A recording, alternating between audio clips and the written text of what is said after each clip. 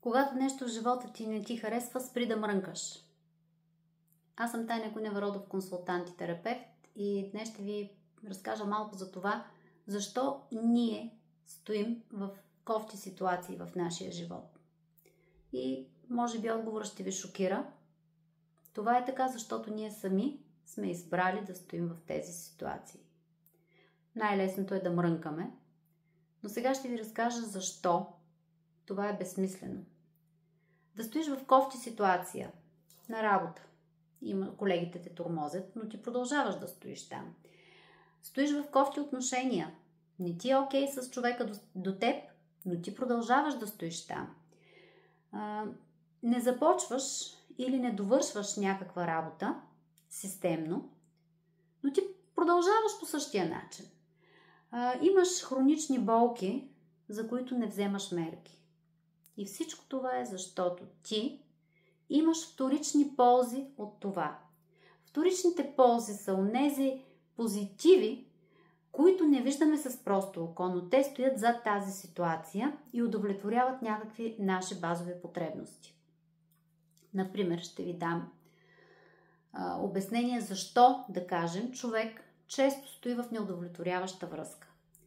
Защото по този начин той удовлетворява потребността си да има връзка, да бъде във връзка, да бъде вписан в обществото като човек във връзка, или да кажем с семейство, независимо, че това не го удовлетворява, но по този начин той е част от обществото.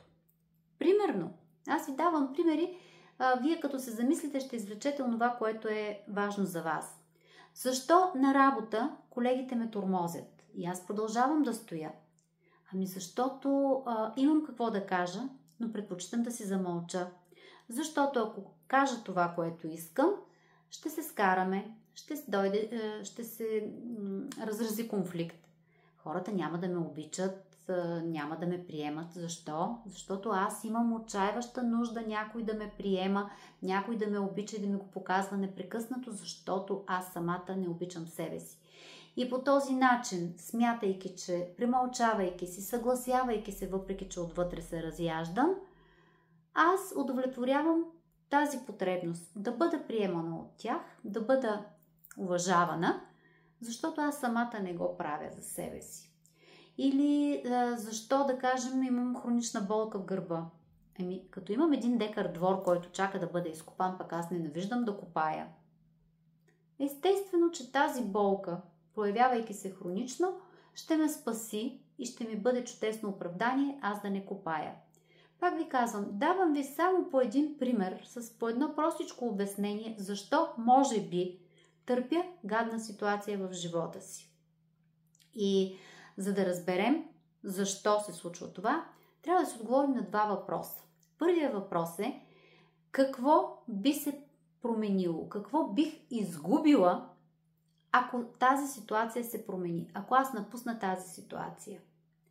И втория въпрос е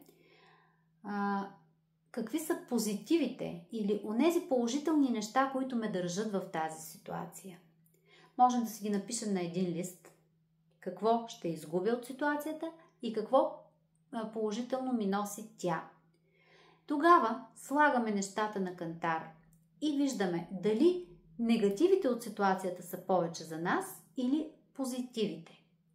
И тогава разбираме всъщност на къде трябва да поемем и какво трябва да променим от тук нататък. Ние сме на този свят, за да променяме живота си към по-добро, за да се развиваме, а не да търпим и да живеем в кофти обстоятелства.